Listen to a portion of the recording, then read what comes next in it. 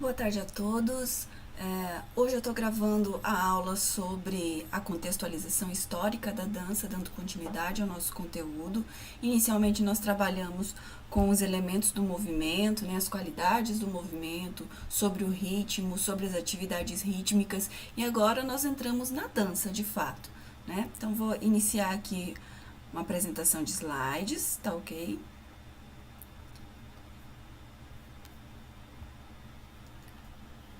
Deixa só eu colocar no modo apresentação. Então, contextualização histórica da dança. A gente vai fazer esse caminho da história da dança, desde lá do início da era primitiva. Mas, antes disso, a gente precisa identificar o conceito, né? O que é a dança de fato. Então, alguns autores trazem algumas conceituações, mas eu gosto muito da conceituação da Muglia e Correia, porque ela enfatiza a dança como um fenômeno polissêmico. O que é isso? O que é a polissemia?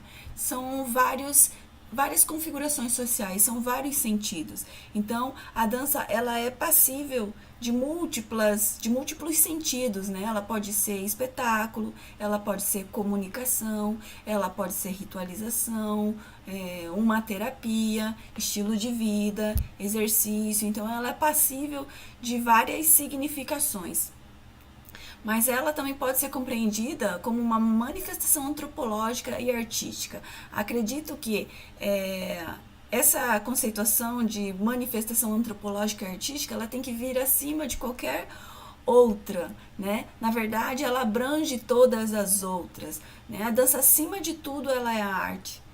Ela, mesmo estando dentro da disciplina de educação física na escola, ela acima de tudo é arte. A gente utiliza dessa linguagem, porque a dança é uma linguagem humana, e nós utilizamos ela como veículo para a comunicação, para o desempenho, para o desenvolvimento físico, emocional, né, afetivo, enfim. Então, nós nos utilizamos da dança, mas ela não é o nosso objeto de trabalho, que há sempre uma discussão em torno disso, porque existe o curso de licenciatura em dança ou bacharelado em dança, existe uma graduação específica para a dança. E sempre houve esse debate sobre a dança dentro do currículo da educação física, né? Alguns teóricos dizem que não deveria, que deveria ser um professor de dança, trabalhar esse conteúdo na escola, ou o professor de artes.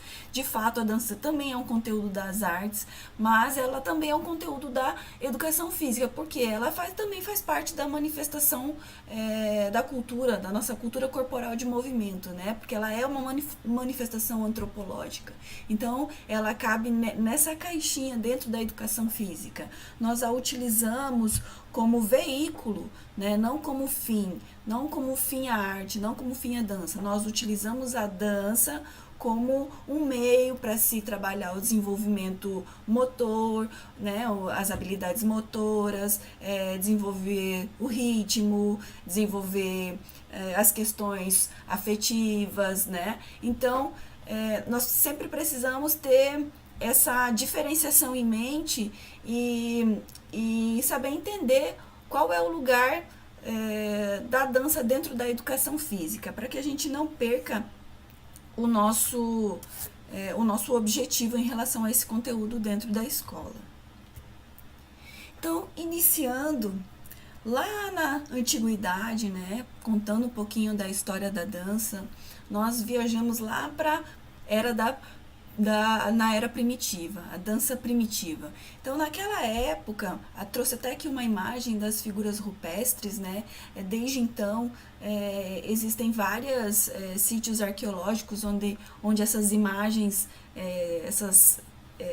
foram capturadas de pessoas dançando, de pessoas utilizando outros adornos, adereços e movimentos que retratam de fato uma dança. Então, existem vários vestígios de que a dança existe desde a era primitiva. Nessa época, a dança era tinha uma função, né? Ela era funcional, ela era uma forma de comunicação. Então as pessoas se comunicavam por meio do movimento. A dança é mais antiga que a fala. Então como é que eu ia manifestar, como é que eu me comunicaria com outra pessoa? Por meio do gesto, do movimento ritmado, né? A dança, ela nasce junto com a música também, com a percussão, porque eu utilizava batidas, percussão corporal, movimentação, para que houvesse comunicação. Então, ela, por essa característica de função, de ela ter essa funcionalidade, ela era extremamente importante, assim como falar, assim como porque ela tinha essa função de comunicação, então ela é extremamente importante. E outra questão, outra funcionalidade da dança era essa comunicação com o sobrenatural. Então eles se comunicavam com as crenças deles por meio da dança. Né? Eles se relacionavam com a natureza por meio da dança. Por exemplo, executavam danças de agradecimento a colheitas, a caças, a comida, a ritos de passagem, né? Por exemplo, comemoravam casamentos, comemoravam a evolução, né, das pessoas, de saída ou vitórias, enfim. Então, essa funcionalidade a dança tinha, né, de se relacionar com a natureza. E ela foi extremamente importante para o desenvolvimento social e intelectual da humanidade, porque por meio da comunicação, do gesto, né, do ritmo, é que se começou a desenvolver o intelecto, se começou a desenvolver o pensamento humano. Porém, além da funcionalidade, já na época primitiva, a dança começou a ter um caráter artístico. Já lá no fim da era primitiva, a dança parou de ter só funcionalidade, de ter só essa função de comunicação, de se comunicar com o sobrenatural, de se relacionar com a natureza, né? Então ela evoluiu tanto essa questão do desenvolvimento social que ela começou a passar a ter um caráter artístico. Então as pessoas, né, a humanidade já se conectava por meio da dança, já com esse caráter de apresentação, de demonstração, de espetáculo, né, de socialização, então de comunicar algo que representasse aquela comunidade. Então esse caráter artístico a dança começou a ter. Então a gente vai lá ainda na antiguidade, né, mas já passando um pouco da história, evoluindo mais, indo lá para o Egito, para a comunidade egípcia, né? A dança também tinha esse caráter funcional.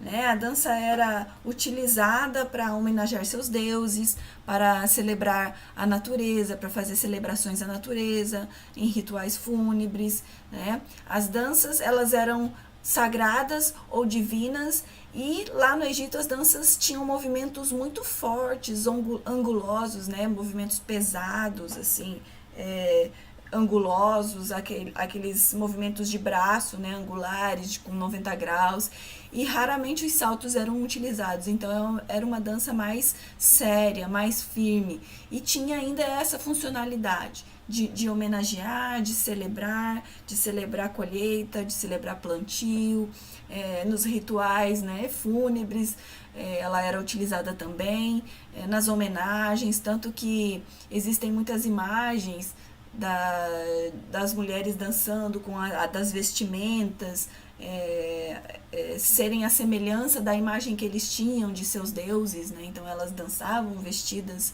como elas acreditavam que eram seus deuses. Então existia ainda esse caráter funcional muito forte, apesar de lá no final da primitividade já ter essa questão artística se evidenciando. Lá na Grécia Antiga, a dança fazia parte do cotidiano daquela comunidade, né? Então, acreditava-se que uma pessoa educada, uma pessoa que tinha cultura, ela tinha que saber dançar. Né? A dança era executada no dia a dia daquela comunidade, nas feiras, já tinha esse caráter de diversão, de lazer, de apresentação, né, de espetáculo, e foi onde começou a surgir as primeiras formas de dança como uma arte cênica, de apresentação mesmo, de onde se tinha uma estética mais elaborada, e ela ocupava um lugar de destaque nessa civilização, pois todo cidadão bem educado, todo cidadão que deveria ser politizado, né, que tinha uma educação mais elevada, ele obrigatoriamente tinha que saber dançar, né? Então, ela era uma matéria obrigatória para a formação cidadã daquela época. Ela era inserida desde a formação militar até a educação das crianças. Então, acreditava-se que a dança ela ajudava a esculpir os corpos, a preparar o corpo para a guerra, a preparar o soldado e também a desenvolver a intelectualidade, né? Uma pessoa culta conhecia vários tipos de dança, então ela era uma matéria obrigatória, ela já fazia parte da educação dessa sociedade, da sociedade grega. Então, Sócrates e Platão consideravam a dança como parte da educação dos cidadãos, né? Existem relatos, Platão relata nos seus escritos, fala muito sobre a dança, a importância da dança para a comunidade, para a sociedade grega, para a construção do cidadão grego. Então, Platão estudou a dança. Ele, em seus escritos, traz uma classificação da dança, em que ele divide, né, a dança em beleza e dança de feiura. Então, existem alguns subgrupos que ele dividiu em 4 leis. Então, a primeira lei, ele trata sobre a ordem e ritmo, que são as características dos deuses, são também as da dança. Né? A segunda lei, ele trata da dança, que a dança é um meio excelente de ser agradável aos deuses e honrá-los. Então, ele fala que a melhor forma de se comunicar, de agradar, né, de adorar os deuses, era por meio da dança, era dançando. Né? A terceira lei de Platão, que Platão descreve, né, em seus manuscritos, é que os que honram melhor os deuses pela dança são também os melhores no combate. Então, aqueles que utilizam a dança na hora da sua devoção, que treinam, né, que praticam a dança, também são melhores no combate, porque o seu corpo vai estar melhor preparado, né, vai esculpir melhor seu corpo, vai te dar mais vigor, mais força para os campos de batalha. E a quarta lei trata das proporções corretas ao corpo. Então, é essa questão do belo, né? A sociedade grega tem muito essa questão do corpo esculpido, do corpo modelado, das proporções corretas de cada agrupamento muscular. E eles acreditavam muito no poder da dança para esse corpo perfeito. Né? Então, a dança era extremamente importante para essa sociedade. Algumas características da dança na Grécia. Então, a dança era muito livre, né? Existia uma liberdade de movimentação, não existia um código de movimentos, assim como na sociedade egípcia, né? Dos movimentos angulares, né, da dança mais séria. Então, era uma dança mais liberta, mais livre. Ela geralmente era executada em rodas ou fileiras, né, em grupos, geralmente em grupos, muito difícil um solo, né, sozinho. Os movimentos eram simétricos dos membros superiores, então simétricos os dois lados iguais, né? Então, levanta as mãos, ou batendo palmas, ou esticando os braços. Então, geralmente eram movimentos simétricos dos membros superiores e executados na meia ponta, geralmente andando sobre a meia ponta dos pés e com elevações de joelho. Então, acredita-se que as danças eram muito alegres, eram livres mesmo para cima, por conta dessa característica de movimentação. Aí eu vou lá para a sociedade indiana, né? Lá na dança na Índia, ainda na era antiga, lá na antiguidade. Já na Índia, não se separava o sagrado do profano, né? O que era dança para cultuar seus deuses, da dança do lazer. Então, não existia essa separação, nem o espírito da matéria, e a dança tinha uma relação muito divina com a natureza, né? Existia uma deusa na Índia, uma deusa da dança, que se chamava a Shiva Nataraja, que é aquela deusa dos vários braços, que vocês já devem ter visto algumas imagens, né? Alguma vez na vida já viram. Aqui eu trago uma imagem de uma dança representando a Shiva Nataraja. E as danças indianas, elas têm uma característica muito peculiar, porque elas têm um requinte extremo, ela é muito elegante e é uma dança muito expressiva, porque é utilizado muitos movimentos de mãos e de olhos, né? E de olhares e de expressão facial. Então a dança está muito aqui no rosto e nas mãos. E esses movimentos de mãos da dança indiana nós chamamos de mudras, né? Que elas fazem muitos movimentos, né? Então existem várias movimentações só de mãos e de olhos, né? Que elas colocam a mão assim no olho. Então, quando direciona o olhar. Então, existem muitos detalhes, é muito requintado e é uma dança muito bonita de se ver. Já na China, a dança expressa a harmonia entre dois princípios opostos, né? O yin e o yang. Então, a dança expressa aquele equilíbrio, né? Geralmente, ela é dançada na corte, né? Lá na antiguidade, na sociedade chinesa, as danças eram dançadas somente na corte, elas eram austeras, né? Pesadas, tinham um ar assim mais nublado, né? Mais pesado mesmo. Era uma dança muito meticulosa e muito lenta. Geralmente eles faziam uso de máscaras para poder se libertar na hora da dança e expressar mais peso, né? Se comunicar mais com se comunicar mais com o divino. E essas danças eram populares, elas giravam geralmente em torno das crenças, né? Tendo uma mistura de magia, dança e acrobacia. Então, eles utilizam muitos adereços, como cabeças de dragão, bolas de fogo, essas máscaras. Então, eles contavam uma história, contavam um enredo. Então, sempre gira em torno das crenças populares lá do povo chinês, das pessoas mais do campo. Então, as danças são muito culturais, populares mesmo. E essas danças que vinham do povo, né, elas deram origem à Ópera de Pequim, que existe até hoje, que é um grupo de dança onde se executam muitas acrobacias, né? As coreografias são muito mágicas, onde os bailarinos voam, eles somem, eles aparecem. Então, existe essa pitada de magia com muita acrobacia. E existe até hoje, né? A Ópera de Pequim.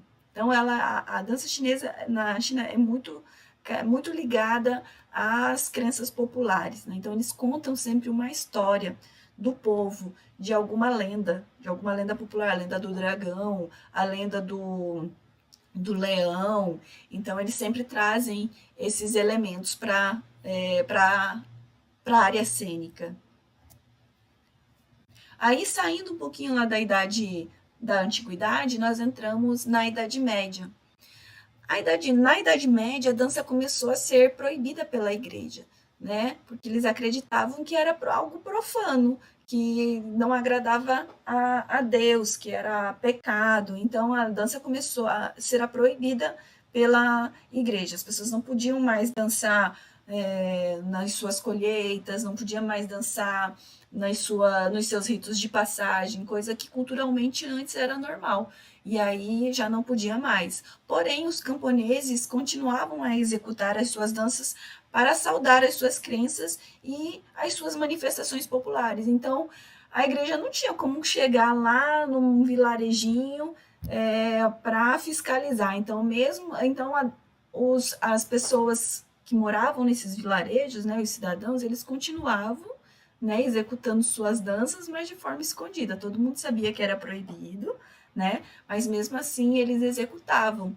E geralmente naquelas épocas de colheita, de plantio, ritos de passagem, por exemplo, quando o menino se transformava em homem, quando a menina virava mulher, então eles ainda se manifestavam por meio da dança. Quando a igreja percebeu isso, percebeu que era impossível eles proibirem, não tinha como fiscalizar, não tinha como punir quem se utilizava da dança, o que eles fizeram? Eles começaram a tolerar. Então trouxeram a dança para mais perto da igreja. E mais tarde a dança reapareceu nos palácios para a diversão dos nobres. Então saiu lá das pequenas vilas, dos aldeões, e reapareceu dentro dos palácios. Então os aldeões dançavam para a diversão dos nobres. Eles só eram telespectadores, né? Só eram espectadores, na verdade, né? Só eram público, plateia. E se divertiam muito com as danças dos aldeões. Já no Renascimento, a dança passa a ser executada dentro dos palácios. Então, os nobres se apropriaram das danças aldeãs, né, e se tornaram palacianas, e elas se tornaram símbolo de riqueza e poder. Então, as danças que antes eram dançadas livremente, as danças populares, que eram improvisadas, ao som de instrumentos rústicos, né, lá das aldeias, dos vilarejos, elas foram adaptadas ao gosto e ao refinamento dos nobres. Então, desde a vestimenta, até os instrumentos musicais, até o comportamento, tudo isso foi sendo adaptado ao refinamento e à riqueza, né, dos nobres. As danças populares eram dançadas antes nos pátios, dos terrenos. Dentro do palácio, ela era dançada num salão, né? Então, ela era vista de cima, das galerias, dos palcos de cima. E os coreógrafos precisavam adaptar a estética dessa dança para que ela se tornasse mais bonita, visualmente falando. Então, o que eles faziam?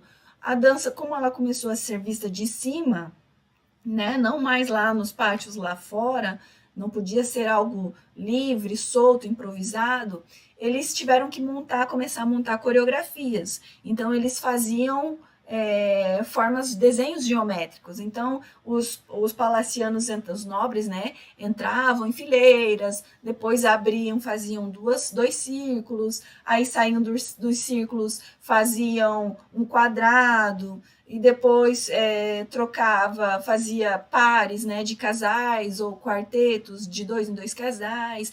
Enfim, os mestres de baile se esmeraram a desenvolver essas coreografias todas em desenhos geométricos, porque para melhorar assim a estética daquelas danças e ao gosto dos nobres, né? Então a naturalidade da dança, essa liberdade que os aldeões tinham, foi substituída pelos floreios, né, por uma postura estudada, por uma movimentação codificada, né? Então, era importante dançar para conviver em sociedade. Não sei se vocês assistem filmes de época, mas não sei se vocês perceberam que quando alguém chega num palácio, geralmente é recebido com festa, né? E aí tem as danças, eles executam e parece que todo mundo conhece a coreografia, porque de fato todo mundo conhece. Era importante conhecer essas danças para conviver em sociedade. Você tinha que ter um repertório de coreografias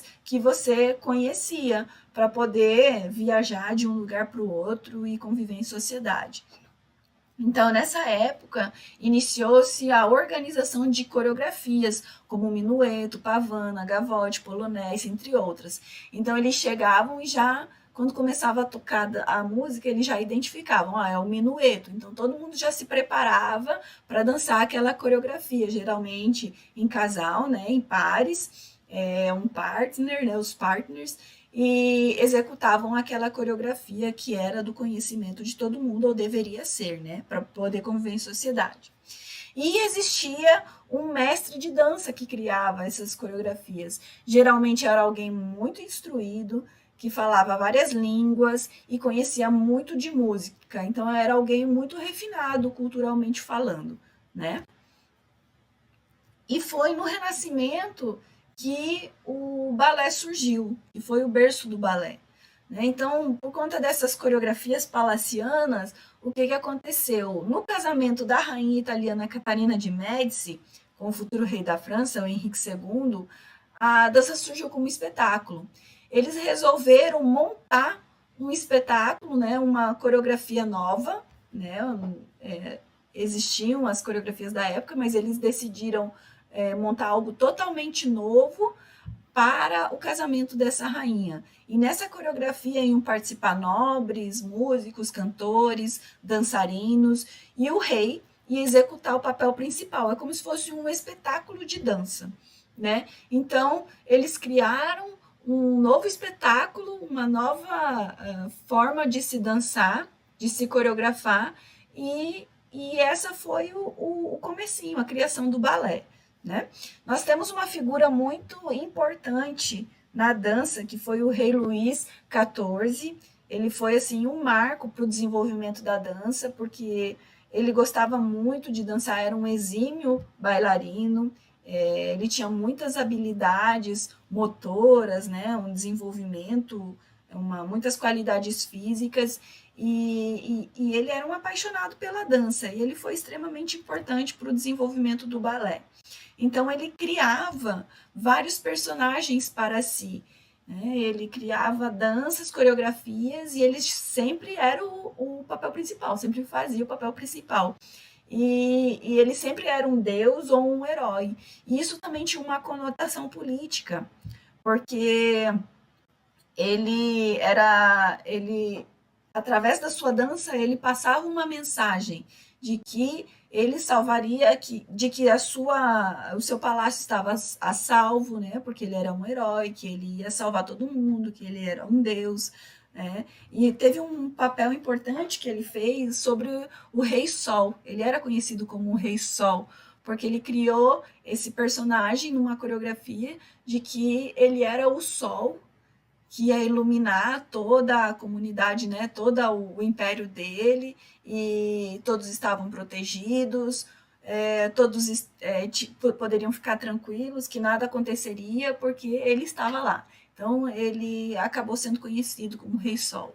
Então, em 1661, Luís XIV criou a Academia Real de Música e Dança, que tinha como objetivo preparar bailarinos e músicos. Como ele gostava muito de dança e criava muitas coreografias, ele sentiu necessidade de criar um corpo de baile e preparar, né, esses bailarinos e músicos para melhorar cada vez mais os seus espetáculos de dança. Então, as danças passaram a ser apresentadas em palcos elevados, com a plateia à frente, o que determinou reformulações técnicas e estéticas. Então, antes, nos palácios, todo mundo dançava, né? Qualquer nobre, qualquer pessoa, qualquer cidadão educado, nobre daquela época, conheciam as coreografias, né? Os pavotes, os minuetos, enfim, conheciam aquelas coreografias da época. Com os novos espetáculos montados pelo rei Luís XIV, pela Academia Real de Música e Dança, as danças não passaram a ser executadas em palcos, né? Eles montaram palcos, não era mais no chão, e a plateia não estava mais em cima, né? A plateia via de baixo, porque se elevou, né? Então, se a plateia, se os bailarinos, né, a coreografia se elevou e a plateia desceu, precisou reformular toda a técnica da dança, porque tinha que ter outra configuração, né? A estética era outra, totalmente diferente. Então, como regras de etiqueta que não permitiam aos bailarinos ficarem de costas, nem ao menos de lado para a nobreza, recodificou toda a dança. Então, como os bailarinos estavam agora em cima, a plateia embaixo, eles não poderiam, porque alguns bailarinos não eram nobres, então eles não podiam ficar de costas nem de lado para a nobreza, então sempre de frente. O que eles fizeram?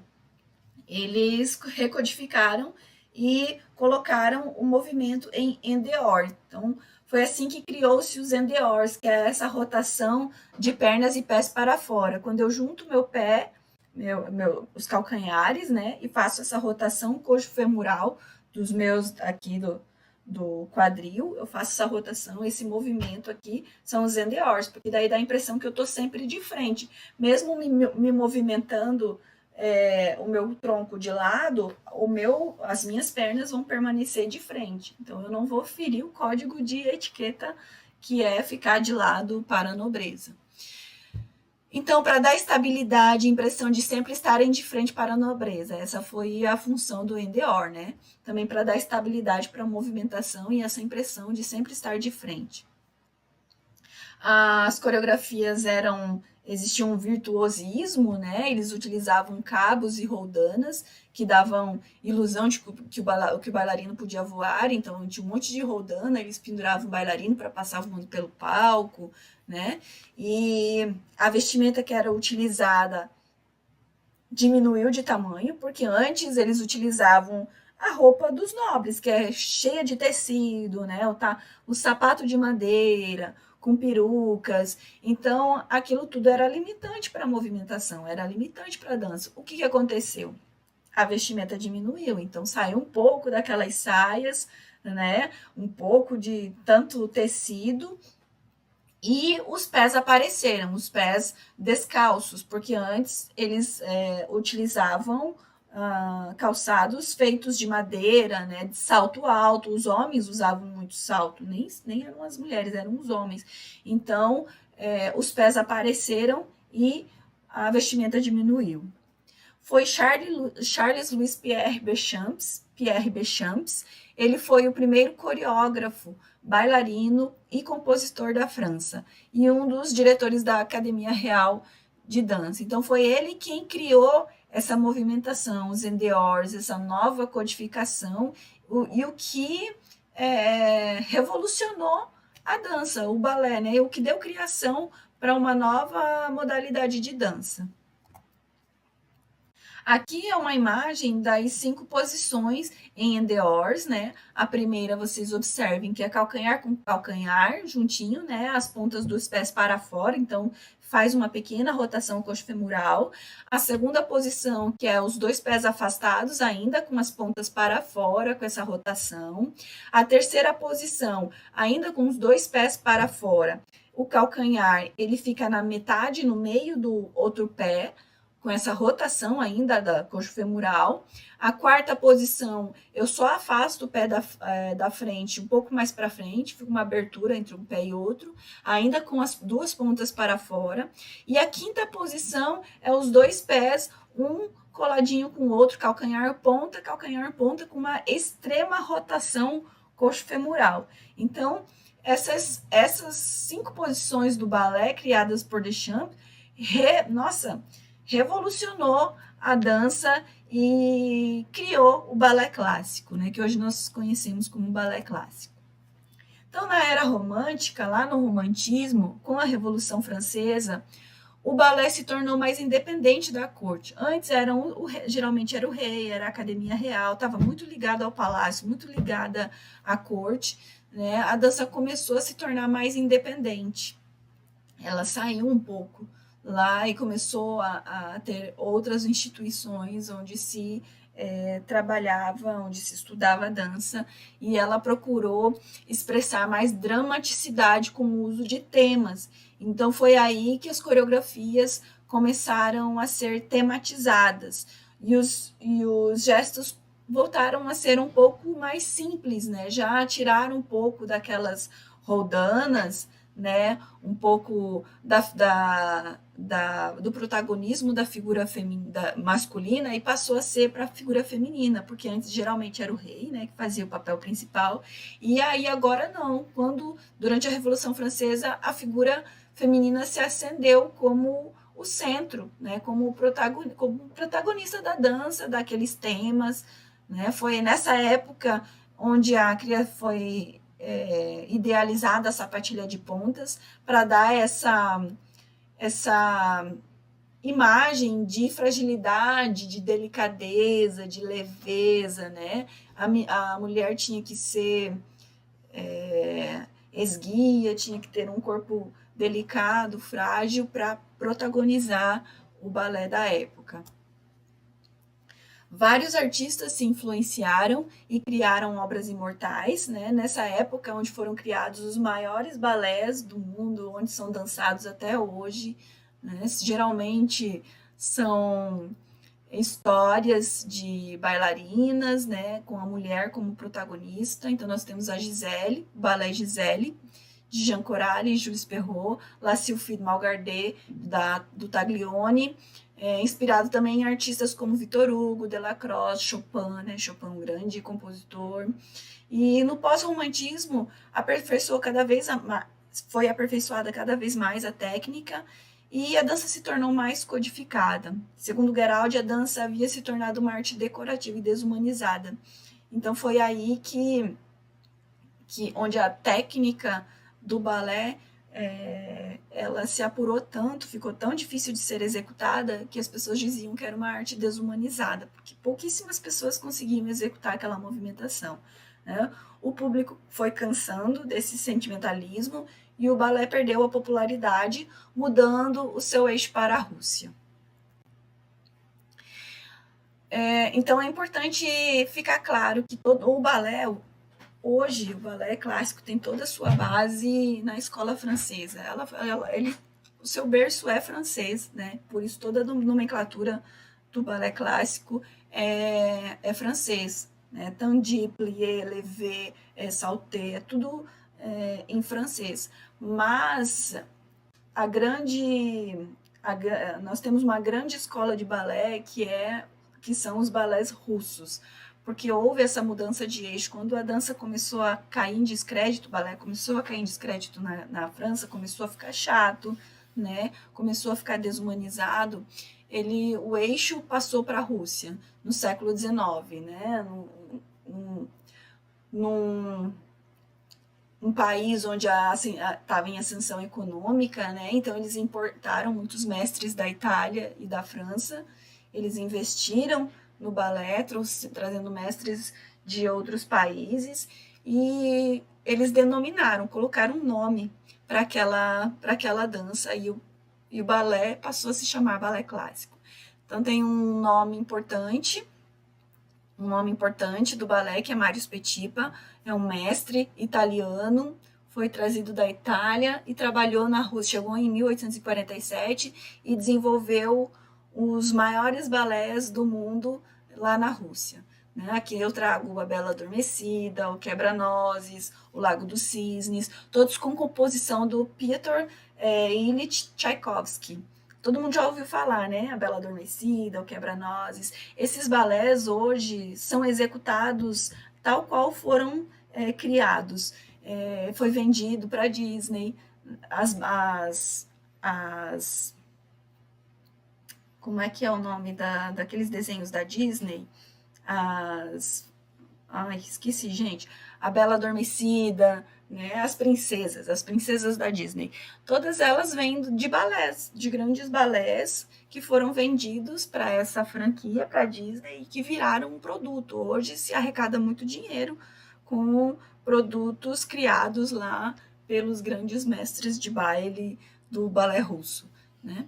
Um nome importante que nós temos na dança russa é Sergei Diaghilev, que foi um bailarino russo que deu mais energia à técnica, sem rejeitar a escola clássica. Então ele tirou aquela desumanização, aquela coisa mais sentimental do balé, e deu mais vigor técnico.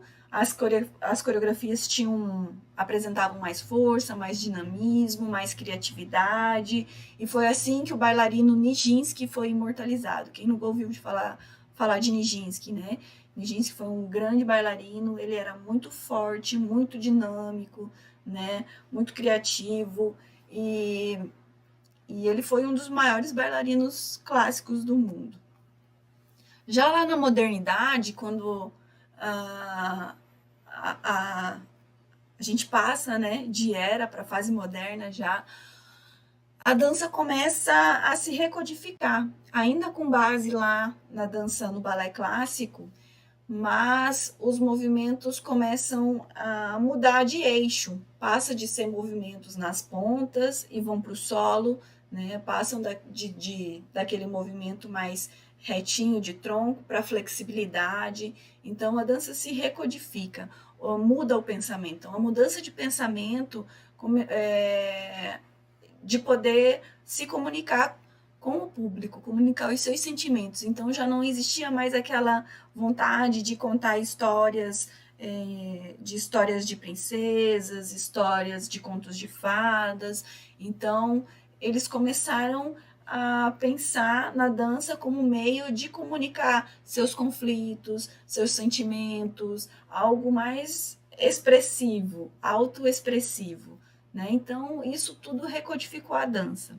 Nesse sentido, 3 mulheres se destacam na pesquisa de uma dança que se contrapusesse às amarras do balé clássico. Então, essas 3 mulheres, elas se debruçaram a pensar, a viver, né, a estudar a dança de uma forma diferente daquela do balé clássico, que era mais acadêmico, que era cheio de regras, que era desumano, que tinha uma codificação muito rígida. Então, eu trago aqui a Isadora Duncan. Ela revolucionou a dança no sentido da vestimenta, da expressividade, da improvisação.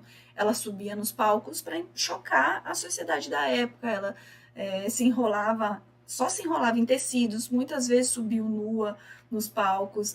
Ela era conhecida como uma bailarina vermelha porque ela trazia questões políticas para o palco, ela era muito expressiva, ela apostava na improvisação, nos movimentos naturais, né, aqueles inatos ao ser humano, de correr, saltitar, agachar, quadrupejar. Então, os movimentos que copiavam os movimentos da natureza, por exemplo, quando o vento bate na árvore, o movimento da árvore, né, o movimento que a árvore faz. Então, ela copiava esses movimentos. Então, ela readaptou toda aquela movimentação, saiu das posições, né, do plié, levé, tandi, né, daquela postura mais quadrada, mais firme do balé, e apostou nessa movimentação do solo, da flexibilidade do tronco, dos movimentos inatos ao ser humano, se baseava nos movimentos da natureza,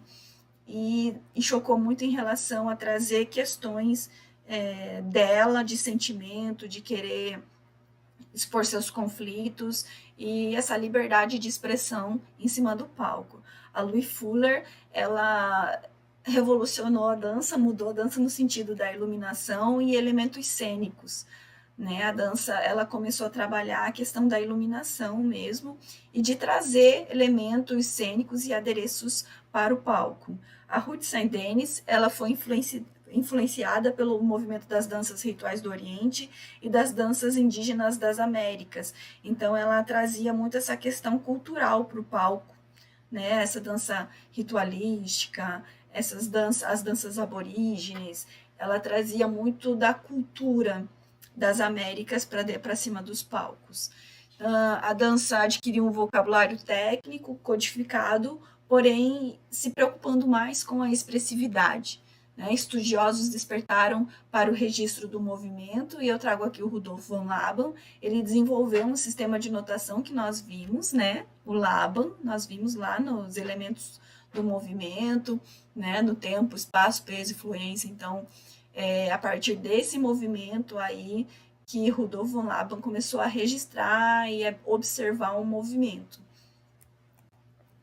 E na pós-modernidade, o que aconteceu? A união de vários artistas de várias áreas, né? Então não era só o bailarino no palco, tinha colaboração de artista plástico, de músico, de todas as artes influenciando no espetáculo. Então a uniformização e a sistematização eram temas constantes de questionamentos, né? Aquela coisa da uniformização da bailarina sempre de tutu, de sapatilha, né, dos movimentos sistematizados. Então, isso era muito questionado e eles queriam quebrar esses padrões, né, buscar diferentes rumos para aliar a dança a outras artes, explorar limites, né. Nós temos a Deborah Coker, que coloca aqueles paredões de escalada e faz coreografias nesses paredões, faz coreografias com cordas penduradas. Então, eles exploraram os limites do movimento e do uso de outras áreas também das artes. Então, eles saíram dos teatros também, né? A dança não é mais executada só naquele palco italiano, como nós temos lá no Vale do Juruá, né? Temos o Teatro ali da UFAC, tem o Teatrão, que tem esse palco italiano. Então, as danças saíram desses teatros, passaram a ser executados nas ruas, como forma de provocação mesmo, né? Então, qualquer espaço público, a dança poderia ser executada. Então, foi um momento de extrema liberdade criativa, que passou a buscar aliar várias técnicas, diferentes referências e estéticas. Então, a dança se transformou totalmente. Hoje é possível criar uma coreografia, criar uma dança, né, explorar a dança de vários sentidos. Antes a bailarina só podia subir no palco de tutu e sapatilha, hoje não, hoje eu danço na escola de tênis, de farda, hoje eu faço intervenções artísticas nas ruas, né, vou para praças, vou para avenidas. Então, existem as danças nas igrejas, as danças acontecem em vários lugares, né? Foi quebrado esse padrão, esse academicismo. E hoje, na contemporaneidade, a dança não se baseia tanto em técnicas, né? A dança é mais democrática, qualquer corpo é dançante. Não existe mais um padrão, tem que ser uma pessoa magra, alta, longilínea. Não, hoje qualquer corpo dança. Dança é extremamente democrática, existe dança para qualquer tipo de corpo, né? Existe uma premissa que é a investigação do movimento. Qualquer corpo dança, mas eu preciso ver qual é o limite do meu corpo, eu preciso investigar o meu movimento, quais são as minhas possibilidades, né? Então, esse é o foco principal hoje da dança, essa investigação do movimento dos diferentes corpos. Também há uma diminuição do papel da dança como entretenimento. Hoje a dança não é mais só para espetáculo, né? Nós utilizamos a dança como investigação das nossas capacidades, né? A dança volta um pouco para essa questão do autoconhecimento, da terapia, do desenvolvimento físico. Então, ela perde um pouco. A dança hoje nos faz refletir muito também, apesar de a gente ir para espetáculos de dança, sempre traz uma mensagem diferente, a gente consegue, nos faz pensar, não é mais só uma forma de lazer, só para ir lá e fruir, ir lá e só assistir, né? Só receber. Não, geralmente eu saio de lá mexido, tocado de alguma forma, eu pensando naquilo que me foi apresentado. E também de relacionar movimentos da dança à vida do homem moderno. Então, a dança hoje é totalmente diferente da dança da época e foi importante todo esse movimento desde a antiguidade para se chegar ao que temos de dança hoje. Então, por hoje, nesse vídeo é só, gente, só para que vocês conheçam um pouquinho da contextualização histórica da dança. E eu vou gravar mais um vídeo dando continuidade, já trazendo a dança para dentro da escola, tá ok? Então, obrigada e é isso.